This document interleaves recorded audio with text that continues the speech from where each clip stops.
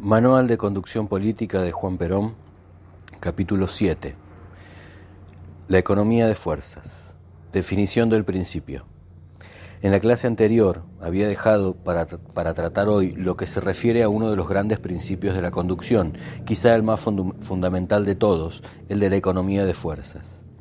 En la conducción política, que indudablemente involucra siempre fuerzas políticas, la economía de fuerzas es un sistema que permite obtener un poder concentrado en un lugar y en un momento. La lucha política presupone una acción permanente en numerosos lugares y de regular intensidad, vale decir, una lucha distribuida en el espacio en el que se actúa y en el tiempo. Tiempo y espacio, dos factores de toda acción de lucha.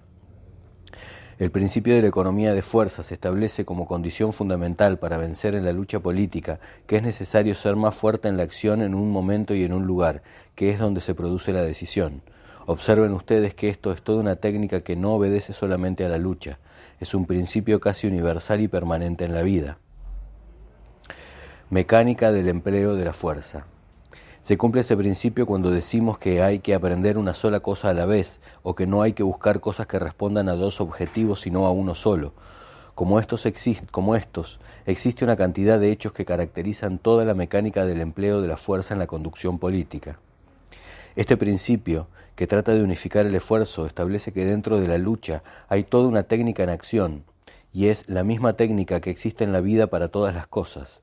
Decimos del sofá-cama, que no sirve para sentarse y que se duerme mal en él.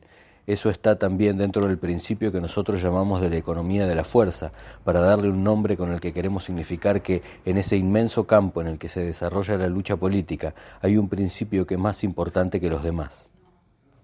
Lugares y momentos principales y secundarios. Yo no quiero hacer una exposición académica, sino una explicación dirigida al entendimiento. No me importa cuándo hablo, cómo lo hago, sino utilizar la forma que lleve a la comprensión. Decía que la lucha política se desarrolla en un inmenso campo que comprende el espacio y el tiempo. En el espacio hay lugares donde predomina la importancia de una decisión favorable, y en el tiempo existen momentos en que es necesario ganar una cosa. Hay, en lo referente al espacio, lugares principales y lugares secundarios de la lucha, y en el tiempo hay momentos secundarios y momentos principales o fundamentales de la lucha. El principio de la economía de fuerza consiste en ser más fuerte, vale decir, en dominar la situación política en un lugar y en un momento, en el lugar donde sea más decisiva y más principal. Vencer en el lugar y en el momento oportunos. Hay algunos que se gastan en un momento que no tiene ninguna importancia para ellos, otros que se dedican a un lugar que es secundario y que olvidan otro que es principal. En consecuencia, como arremeten en ese lugar y fracasan en el otro, pierden. Ese es el principio de la economía de fuerzas. Vale decir, es un sistema o un método de acción que permite vencer en el lugar decisivo y en el momento decisivo y oportuno. Principio inmutable y permanente de la conducción. Es indudable que este principio de la economía de fuerzas es, en todos los aspectos de la vida, y especialmente en el de la lucha, un principio inmutable de la conducción. Es permanente. Su valor es en todos los casos positivo. Es decir, es el único gran principio de la conducción que no puede violarse en ninguno de los casos, porque establece el sistema medular de todos los grandes principios de la conducción. De él nacen casi todos los principios de la conducción, y casi todos los demás principios de la conducción le sirven a él de una manera directa o de una manera indirecta. De modo que pueden violarse algunas veces principios de la conducción, pero éste no puede ser violado sin atenerse a las consecuencias de su violación. La economía de fuerzas es la propaganda. Sobreentendido lo anterior, es decir, caracterizado este gran principio, quiero dar 2 o 3 ejemplos que aclaran más toda la técnica de su aplicación. Supongamos que se trata de realizar la propaganda para el movimiento político. ¿Cómo aplicaremos nosotros el principio de la economía de fuerza en la propaganda? Observen ustedes, por ejemplo, el panorama actual de la República. Nuestros adversarios, como lo hemos comprobado mediante el estudio que nosotros hacemos sobre esto, cuando hacen un acto político en Plaza Italia, que es uno de los sectores de la propaganda, llevan a la gente en automóviles, en numerosos automóviles, los custodian, establecen una cadena alrededor del grupo que está escuchando, etc. Los que van a esos actos son los mismos que van a Palermo, a Medrano, al Puerto, a Avellaneda y a La Plata. Realizan actos todos los días y a las distintas partes van los mismos. Poca gente los escucha, se protegen de los que van a atacarlos, pero nadie los ataca. Si nosotros tuviéramos que luchar con un adversario y dispersar nuestras fuerzas poniéndolas en todas partes igualmente, esperando que ellos realicen una acción, iríamos diluyendo o acidulando un medio en todo un amplio panorama. Técnica de la propaganda peronista. Nosotros la hacemos con otro sistema. Nosotros no realizamos actos públicos. Cuando lo hacemos ya tenemos las fechas determinadas, 1 de mayo, 17 de octubre. Y entonces les ponemos 1 millón de hombres en la Plaza de Mayo. De la misma manera se proceden las demás cosas. Nosotros vamos llevando una acción orgánica en la aplicación de este principio, como en todas las cosas, porque en la conducción política priva el principio de la economía de fuerzas, pero en todas sus formas y en todos los casos. Se dice, hay que ganar la calle, pero si nosotros empleáramos a nuestros partidarios en ganar la calle, tendríamos que tener a todos los peronistas durante toda la vida en la calle, para que en cualquier momento, porque en cualquier momento pueden aparecer nuestros adversarios copándonos la calle. No se puede proceder así. La calle hay que tomarla de otra manera, hay que coparla donde interesa y cuando interesa. Si vencemos allí, en ese momento, nos hemos ahorrado todo un inmenso desgaste de fuerzas, de actividad, de tiempo. Pegar cuando duele y donde duele. Seguros de la victoria, en lo único en que no hay que equivocarse es en el golpe. Hay que darlo en el momento oportuno y en el lugar oportuno, para que rinda sus efectos. Yo siempre digo, para encauzar a mis colaboradores dentro del principio de la economía de fuerzas, no hay que pegar todos los días, hay que pegar cuando duele y donde duele. Es lógico. Es el principio de la economía de fuerzas en la lucha. ¿Para qué estar pegando todos los días? Al final el adversario no siente los golpes. Hay que esperar el momento, hay que elegir el lugar y hay que dar el golpe entonces. Pegar cuando duele y donde duele. Es una cuestión de tiempo y de lugar. La economía de fuerzas es en la acción política. Esto tiene una importancia extraordinaria. Yo he puesto el caso de la propaganda como podría haber puesto el caso de la acción política misma. Para esto se hacen planes y en los mismos se establece perfectamente cómo ha de llevarse a cabo la acción conjunta, empezando por la propaganda, por la difusión, por la contrapropaganda, por las noticias, por la acción directa de la política y por la incidencia de la acción de gobierno en la política. Hay que hacer un plan para que asegure dónde duele y cuándo duele, para proceder entonces y no en cualquier otro momento. Si resolvemos emprender una acción ofensiva contra nuestros adversarios políticos y para ello nos dividimos, dispersándonos por toda la República, vamos a ser débiles en todas partes. Debemos analizar el panorama y decir, ¿para qué vamos a pegar en Tucumán si allí, una vez divididos los peronistas, ganamos la mayoría y la minoría? ¿Para qué vamos a realizar ofensivas en La Rioja o en Catamarca?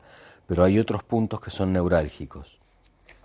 Determinar los lugares decisivos. Nosotros debemos determinar los lugares decisivos, pero nos queda por establecer una segunda condición que es el tiempo. Entonces sabemos que vamos a concentrar nuestro esfuerzo en esos lugares, pero nos falta determinar cuándo y con qué medios vamos a actuar. Entonces esa es una acción discriminatoria que va determinando los centros de la acción y los momentos de la misma. Es lo que permite establecer dentro del gran panorama político y en todas las actividades políticas lo que se refiere a tiempo y lo que se refiere a lugar. Ahí se determina cuáles son las acciones principales en la política y cuáles las secundarias. Los 4 puntos del principio. Entonces nosotros le dedicamos el esfuerzo secundario a todas las provincias y a las más difíciles, que representan el objetivo principal. Les dedicamos los medios principales. Eso es todo lo que se presupone en la aplicación del principio de la economía de fuerzas en la conducción política. Ahora, señores, de este gran principio podemos llegar ya a la determinación del 4º punto. El primero es su enunciación, su comprensión y compenetración. El segundo, determinar las bases, o sea, tiempo y lugar. El tercer punto sería la determinación de los objetivos y de las acciones, cuáles son principales y cuáles son secundarias. Vendría después el 4º punto, que es el método para la aplicación de este gran principio. Teoría de los centros de gravedad. La determinación de los objetivos principales y secundarios es lo que da el verdadero método de acción en la aplicación de los principios de la economía de fuerza. Vale decir que se ha realizado toda una teoría en esto, que se denomina teoría de los centros de gravedad. Toda acción tiene un centro de gravedad. El centro de gravedad de la acción política es el lugar o el objetivo principal en el momento decisivo. Allí hay que concentrar las fuerzas. En la distribución de las fuerzas de los medios, de las medidas y de las acciones, hay que hacer que toda la fuerza política se concentre en ese lugar y en ese momento, constituyendo allí el centro de gravedad de nuestra acción. Esto conforma una teoría del empleo de las fuerzas. El empleo de la fuerza política. El empleo de la fuerza política no es un empleo mecánico, sino un empleo inteligente. No es una asignación arbitraria y discrecional, sino una dosificación perfecta de las fuerzas. No hay que poner ni un gramo de fuerza más donde es necesaria, para poder concentrar todo el peso de la acción en un momento y en un lugar. A ese lugar, a ese momento, los llamaremos en este método a aplicar el centro de gravedad. No abandonar el centro de gravedad. Es decir, que cuando se realiza la aplicación del principio de la economía de las fuerzas en la acción política, es necesario establecer como teoría del centro de gravedad que para volver a destinar a los lugares decisivos y en los momentos decisivos toda la fuerza de nuestra acción política, es preciso no perder ningún hombre en lugares donde no es decisivo. Nunca se es suficientemente fuerte allí donde uno busca la decisión, y es preferible ser batido políticamente en los lugares secundarios, con tal que sepamos vencer en los lugares decisivos. ¿Qué nos importaría perder una elección en otras provincias si ganamos en las más pobladas donde está el núcleo principal?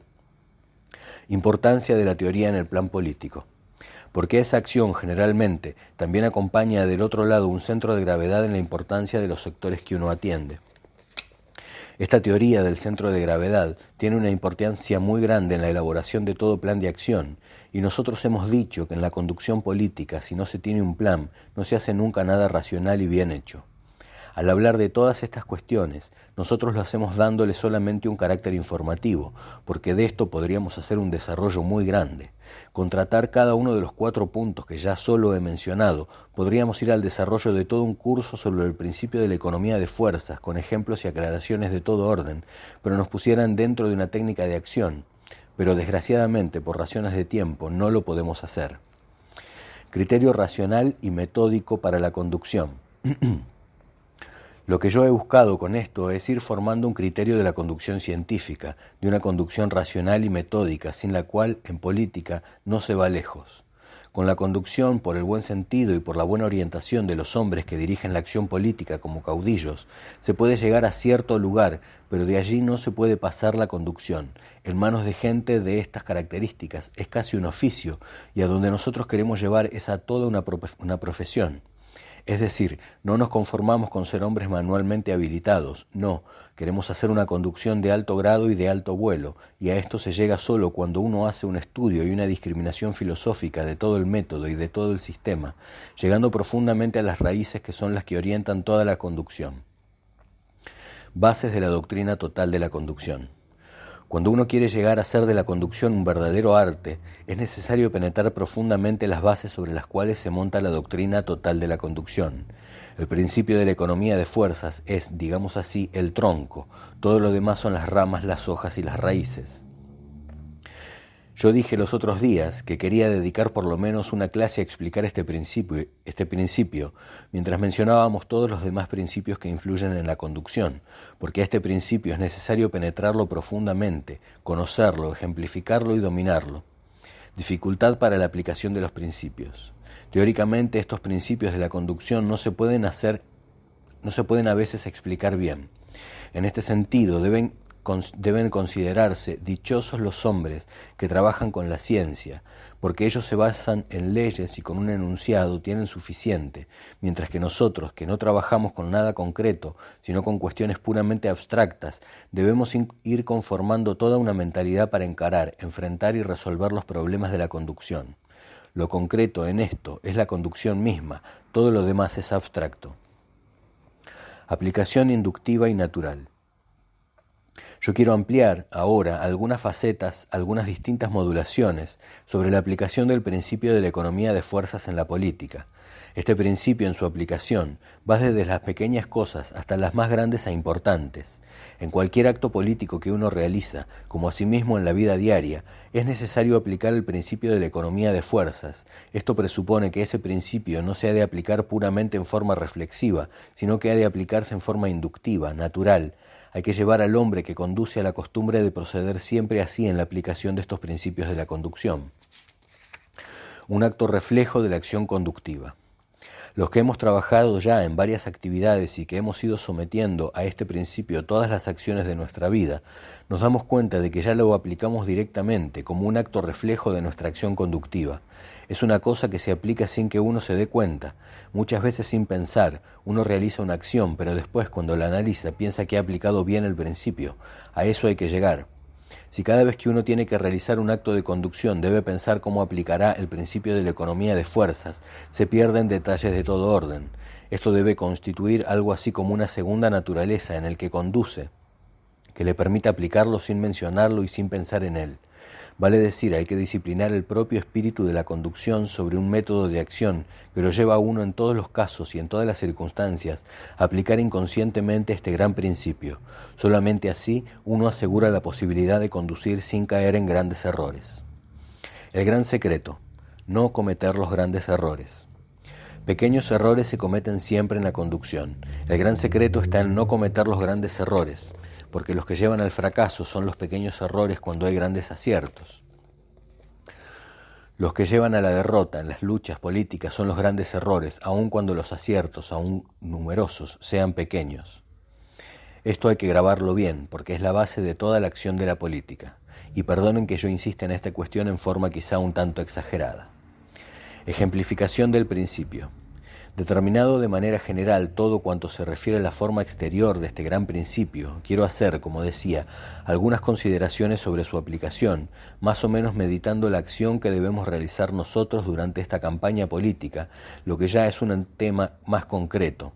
Allí se puede ver mejor la aplicación de este principio. Solo tenemos el problema internacional. Tomando el campo general, yo he dicho muchas veces que nosotros en nuestra acción interna como internacional no tenemos más que un problema, que es el problema internacional. El problema económico lo hemos resuelto. El problema social se ha resuelto solo con la solución del problema económico. Y el problema político para nosotros no existe en este momento, porque en cuanto a las reformas constitucionales, las hemos realizado y las vamos aplicando en base a nuestra constitución justicialista. Y de acuerdo con eso vamos elaborando un cuerpo de leyes y códigos que se refieren a la aplicación de aquellas, de manera que todo eso sigue su normal y natural desarrollo y no podemos pensar en su fracaso. También ha cambiado la mentalidad de nuestros hombres. Los hombres han ido cambiando poquito a poquito y también se ha ido cambiando la mentalidad de nuestros hombres. Este es un proceso lento que se va realizando por su causa natural, sin violencia, sin fricciones y sin ningún otro medio que la preocupación permanente de comprobarlo en los hechos y de vigilarlo en la ejecución. En cuanto a la acción de nuestro movimiento peronista en el país, tampoco tenemos problemas de ninguna naturaleza. Él ha ido imponiéndose poco a poco y sigue imponiéndose cada vez más, a pesar de la lucha enconada de ciertos sectores de la política argentina. Aumenta el caudal peronista. Podemos decir que aquel capital inicial que tuvimos lo seguimos teniendo o lo hemos aumentado en la mayor parte de los lugares, de modo que no solamente contamos con ese enorme caudal, diremos, de hombres que comparten nuestra manera de pensar y de sentir, sino que también tenemos el concepto y el prestigio que nos han dado estos años de acción, en que habremos cometido algunos errores, pero no muy grandes como para llevarnos a la derrota o al desastre en la acción política. En cuanto al hecho de la lucha comicial, nosotros no podemos temer nada. Ahora, con la incorporación de la mujer a la acción política, nuestra posibilidad aumenta, de manera que no tenemos ningún problema interno. Sobre todo no tenemos ningún problema interno al cual tengamos que dedicarnos con todas nuestras energías para resolverlo. El problema internacional. Pero tenemos el problema internacional. Ese sí que es difícil, es muy difícil. Y es muy importante porque el futuro del justicialismo no depende solamente de la República Argentina, y tal vez habrá que resolverse en Europa. La decisión de todo lo que en el mundo pasa hoy se va a producir en Europa. Es lógico, el mundo vive una vida de dependencia y de relación extraordinaria. Esto nos ha permitido establecer que hoy el objetivo más importante y la acción principal de toda nuestra acción de gobierno está en la parte internacional más que en la interna. En 1946 lo decisivo era la parte interna, porque nosotros necesitamos el predicamento de lo interno que hoy tenemos. Debíamos ganarnos esto, porque de lo contrario no teníamos nada que hacer, pero hoy lo hemos ganado, lo hemos impuesto, lo hemos dominado y lo vamos llevando cada vez mejor en todos los sentidos. Pero ahora el problema está afuera. Observen ustedes entonces que para nosotros el centro de gravedad ha pasado de lo interno a lo externo. Yo he de dedicar ahora a la acción internacional los principales medios y a lo interno solo los medios secundarios. Ustedes han de haber observado que en nuestras campañas de ideas vamos saliendo a enfrentar la acción exterior y abandonando poco a poco lo que tenemos concentrado en la acción interna. Eso tiene que ir aumentando cada día más, porque en un momento dado tal vez tengamos que afrontar todo un problema externo. Esta acción es algo que yo ya había previsto. El problema había sido previsto. Mi señora, que junta todos mis manuscritos viejos y algunas veces los saca del canasto diciendo que son para la historia, me ha hecho el favor de guardarme los papeles de algo que escribí en la mañana del 5 de junio de 1946, luego de haber pasado mi primera mala noche como gobernante, pensando en las cosas que tenía que resolver al día siguiente. Los momentos decisivos, el 5 de junio de 1946. En la acción común de los hechos políticos internos o externos, uno debe proceder aplicando también el principio de la economía de las fuerzas, es decir, que el hombre tiene en el curso de su vida un sinnúmero de circunstancias que le representan a veces momentos decisivos en los que tiene que tomar resoluciones muy importantes para su propia existencia. Hay momentos en la vida de una persona en los que debe tomar resoluciones que van a durarle 10 o 15 años o tal vez todo el resto de su vida. No son frecuentes esos momentos, pero cuando llegan es cuando el centro de gravedad de la vida le exige que se resuelva. El 5 de junio de 1946 yo creí que debía tomar una de las grandes decisiones de la cual dependería toda mi acción de gobierno, y en ese momento adopté una resolución en la que me ha permitido mantener todo mi gobierno con un cierto grado de congruencia en la acción interna e internacional. El dilema de ser o no ser. En ese instante de mi vida estudié la situación y tomé la decisión que para mí era fundamental. Les voy a leer esto que escribí hace 5 años, una mañana después de haber pensado mucho durante toda la noche. Primero, cuando se vive en tiempos de desbordados imperialismos, los estados, como Hamlet, ven frente a sí el dilema de ser o no ser. Segundo, por eso, la cuestión más importante para el gobernante de hoy es decidirse a enfrentar el exterior, si quiere ser o sacrificar lo interior, si renuncia a ser. Tercero, cuando defienda su independencia, haga respetar su soberanía y mantenga el grado de dignidad compatible con lo que debe ser una nación, deberá luchar duro con los déspotas y dominadores, soportando virilmente sus golpes. Cuarto, cuando a todo ello renuncie, vivirá halagado por la falsa aureola que llega de lejos, no enfrentará la lucha digna, pero tendrá que enfrentar la explotación de su pueblo y de su dolor, que golpearán implacablemente sobre su conciencia. Tendrá a menudo que recurrir al engaño para que lo tolere a su frente y renunciará a su independencia y soberanía juntamente con su dignidad.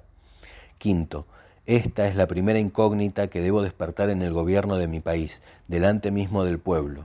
Sexto, yo me decido por mi pueblo y por mi patria. Estoy dispuesto a enfrentar la insidia, la calumnia y la difamación de los enemigos de adentro y de sus agentes de afuera.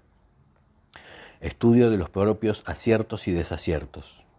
Como la mejor didáctica es el ejemplo, yo he querido enunciar este gran principio, citando los ejemplos que pueden contemplarse vívidamente en la acción misma, porque yo no soy como los antiguos teólogos que decían, haced lo que yo digo, pero no lo que yo hago.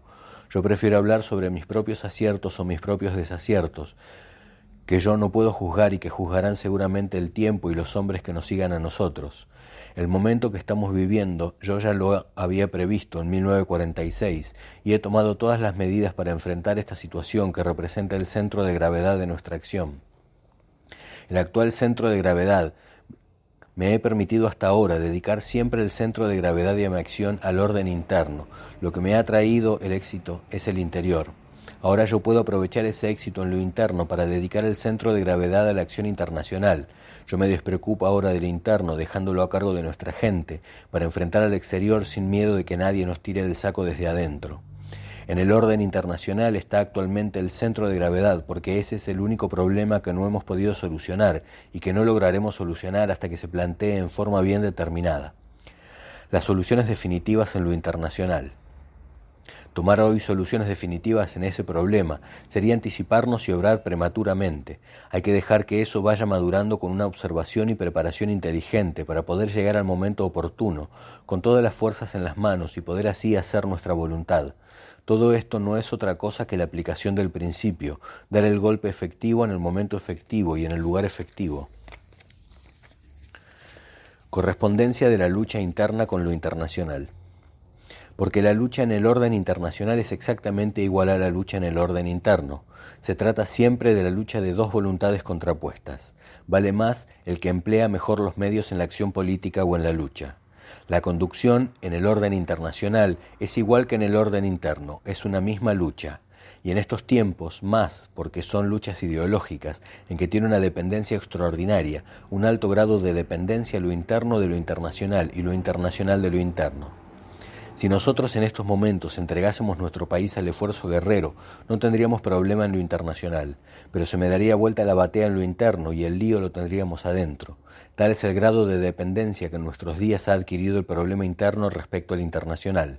Lo importante es no equivocarse en cuál es el objetivo principal y cuál el secundario, dónde y cuándo. Ese es todo el secreto en mi concepto.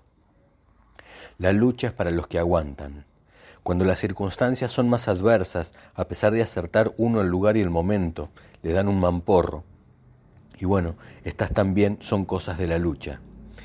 En la lucha uno nunca está seguro. Esto es como el que anda en un alambrecarril hasta que llega a la plataforma. Puede llegar o no a ella, y si llega, enseguida sigue otro alambre. Así es la vida, así es la lucha. Tiene momentos seguros que duran muy poco tiempo para volver después a realizar la marcha insegura por mucho tiempo. El que no se sacrifica, digamos así, a aceptar esas situaciones, es mejor que no se meta en la lucha. La lucha es para los hombres que aguantan. Los que no aguantan, es mejor que no luchen. También se puede vivir sin luchar. El centro de gravedad internacional. En esto hay que ver ahora discriminado el gran problema, en esa acción internacional, ¿dónde está su propio centro de gravedad?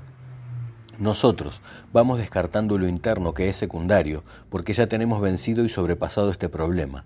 Vamos a lo internacional que es el teatro principal de nuestra acción en este momento. ¿Dónde está el centro de gravedad de todo este inmenso panorama internacional? Algunos dicen que es una lucha de dos imperialismos. Unos dicen ¿por qué no nos arreglamos con estos? Uno lo oye decir todos los días. Otros dicen no los exacerbemos a los otros. Todo eso es secundario, hay que establecer un objetivo que sea principal para nosotros. Ese objetivo principal, en mi concepto, es el siguiente. Se ha de producir una guerra en la que un imperialismo va a vencer y el otro va a ser derrotado, pero ninguno de los dos, ni el vencedor ni el vencido, va a ganar la guerra. Política conforme con las características de la guerra moderna. En la guerra moderna pierden todos, el vencido, miserable y hambriento, tiene que ser alimentado por el vencedor, porque de lo contrario se muere de hambre. Esa es la guerra de nuestro tiempo. Esto conforma una situación sui generis. Hay que hacer unas políticas que no nos vayan llevando hacia esa acción. Nuestro centro de gravedad está en el frente occidental. Por razones políticas, ideológicas, geográficas y estratégicas, nosotros no podemos entrar a favor del comunismo. De modo que, descartado eso, nosotros ya determinamos en dónde está nuestro centro de gravedad en la acción, en el frente occidental. Nosotros vamos a formar parte del frente occidental y lo que se avecina va a ser una lucha entre el frente occidental y el oriental. Como nosotros estamos en uno de ellos, tenemos determinado allí el gran espacio en donde vamos a actuar, pero nosotros tenemos que actuar con una gran prudencia. Aplicación de la economía de fuerzas. Todo esto, señores, en la forma que yo lo entiendo, es la aplicación pura y exclusivamente en toda la técnica de la acción del principio de la economía de fuerzas. Yo busco por todos los medios accionar en forma de ser superior, en el lugar y en el momento oportunos. Si eso se consigue, la acción generalmente se inclina a favor de uno, salvo que la fatalidad lo haga fracasar. Y el día que eso sucede es porque Dios lo ha abandonado a uno, y entonces es mejor irse a su casa y dejar que venga otro que tenga mejor estrella y Dios lo siga ayudando. A los hombres les pasa como les pasó al más grande de los conductores, a Napoleón, que si se hubiera retirado un poco antes de Waterloo, no hubiera terminado en la isla de Santa Elena. Estas cuestiones son muy importantes y hay que estudiarlas y resolverlas muy fríamente. He tratado de desarrollar algunas consideraciones respecto a este asunto y no sé si habré conseguido lo que me propuse, es decir, llegar a la comprensión de ustedes en una cosa tan difícil como es exponer algo tan abstracto. He tratado de ponerles un ejemplo general y grande de esa acción para que tengan una idea general.